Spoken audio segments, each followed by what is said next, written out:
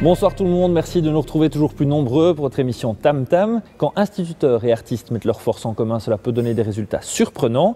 L'expérimentation et la créativité au service de l'école. C'est parti pour le 5e numéro du projet École et Famille.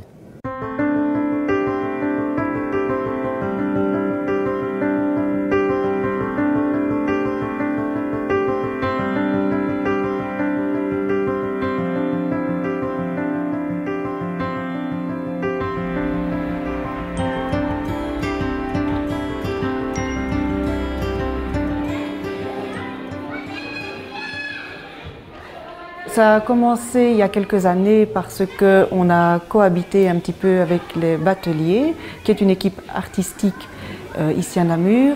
Et comme on a cohabité quelque temps ensemble, on s'est dit finalement pourquoi ne pas travailler ensemble et pourquoi ne pas organiser des ateliers avec les enfants. Et le directeur et les enseignants avaient envie de changer le nom de l'école. Et à partir de leur nouveau nom, qui était la courte échelle, c'était un très très beau sujet qu'on pouvait s'approprier pour décliner le thème de l'échelle, aussi bien dans le champ pédagogique que dans le champ artistique. À l'issue de la première année, l'école avait rebaptisé son bâtiment et on avait bien travaillé ensemble, on aurait pu en rester là.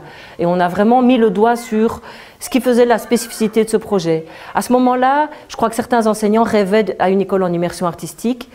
Bon, c'est un terme qui parle à tout le monde et je pense qu'encore aujourd'hui, on ne peut pas prétendre à ça et peut-être que ce n'est pas du tout le but poursuivi non plus. Moi, je pense que c'est un projet qui évolue pas à pas et voilà, en 4 ans, je vois déjà comment il évolue. Je ne me dis pas, tiens, le but à atteindre, c'est celui-là.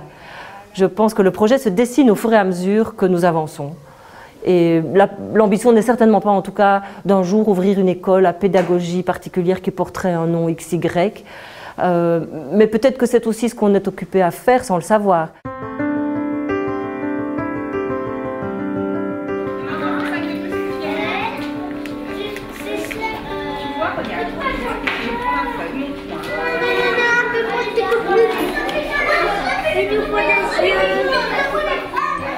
On essaye de ne pas avoir nos ateliers à un moment donné et puis nos cours à un autre. On essaye de mettre des liens entre ce qui est artistique et le travail réalisé. Ça rend les apprentissages aussi beaucoup plus agréables. Super,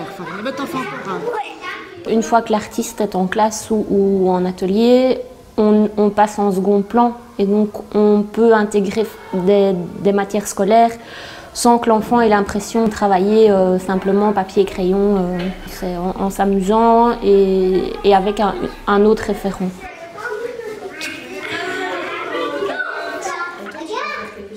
Quand je suis arrivée, j'ai demandé à avoir le programme scolaire des maternelles. Dans les acquis qui devaient avoir cette année, par exemple, il y avait les couleurs primaires, les mélanges de couleurs, les lignes droites. Donc je suis partie là-dessus pour faire mes animations. Donc je suis vraiment dans l'échange parce que pour moi, justement, c'est très important. Il y a des enfants qui vont peut-être pas comprendre quelque chose avec l'explication traditionnelle, mais passer dans l'art, là, ça prend un tout autre sens et ça devient tout de suite beaucoup plus clair pour eux. On est dans un milieu à discrimination positive, donc l'école passe souvent au second plan. C'est pas vraiment intéressant. Ils ne voient pas tellement ce que l'école peut leur apporter. Donc si nous, on apporte des choses un peu nouvelles, un peu spéciales, qu'ils n'ont pas l'habitude de voir, ben, ça va susciter un intérêt et donc ils vont être plus à même de venir à l'école, ils vont avoir plus déjà l'envie de venir. Et on essaye de rebondir sur ce qui a été vu de manière concrète en classe. Comme ça, quand nous, on parle d'une matière, ils font « Ah oui, je me souviens, monsieur, c'est comme quand on a fait cette peinture-là, ça ressemble à peu près à la même chose. » Pour avoir un son final qui soit correct, on est obligé d'être ensemble. On est obligé de faire ça tous ensemble. Donc il faut s'écouter les uns les autres et essayer de produire quelque chose de commun. À vous.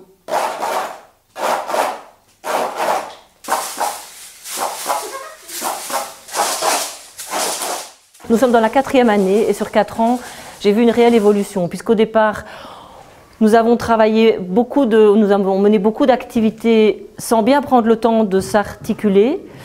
Et là, on s'est rendu compte de la difficulté, puisque finalement, c'est presque une langue étrangère, la langue de l'art et la langue de l'école, c'est pas le même langage.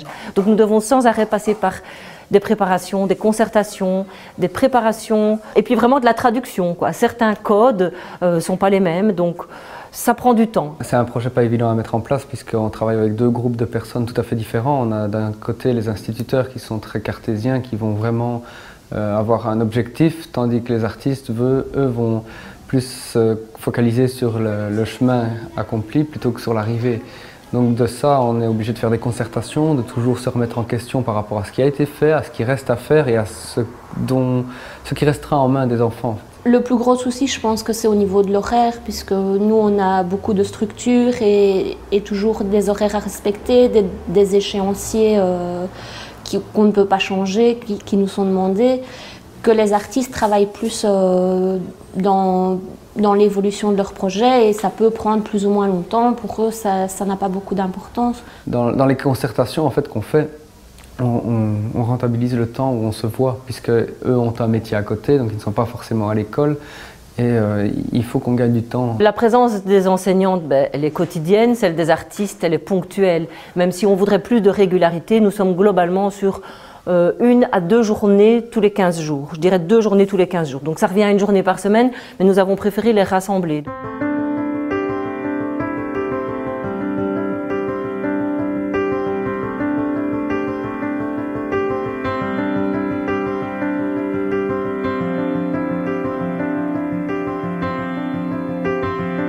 Cette rencontre-là, elle est d'une richesse incroyable. Les enseignants m'ont raconté, j'ai pas toujours été témoin de ce qui s'est passé, mais que certains enfants qui sont dissipés, dont on ne peut pas tenir l'attention plus de 10 minutes, un quart d'heure, restent peut-être 50 minutes concentrés sur un dessin. Et ça, ça me fait évidemment très très plaisir. Et ça dit l'importance d'aller titiller chez les enfants d'autres compétences que toujours les mêmes exigées par l'école. Les valeurs qu'on véhicule à travers des projets comme ceux-là sont des valeurs universelles qui concernent l'art, mais pas que. Il y a des enfants qui ont certaines difficultés dans leur parcours scolaire classique, on va dire, et peuvent vraiment se mettre en avant ou se découvrir des talents via le domaine artistique.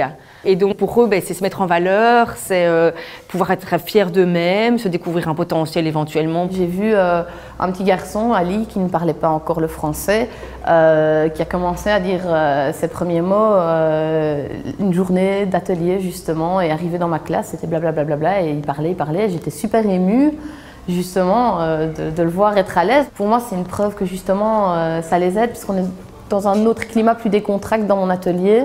Ils savent bien que c'est la journée spéciale et je sais pas, il s'est lâché, donc je pense que vraiment ça a un impact important.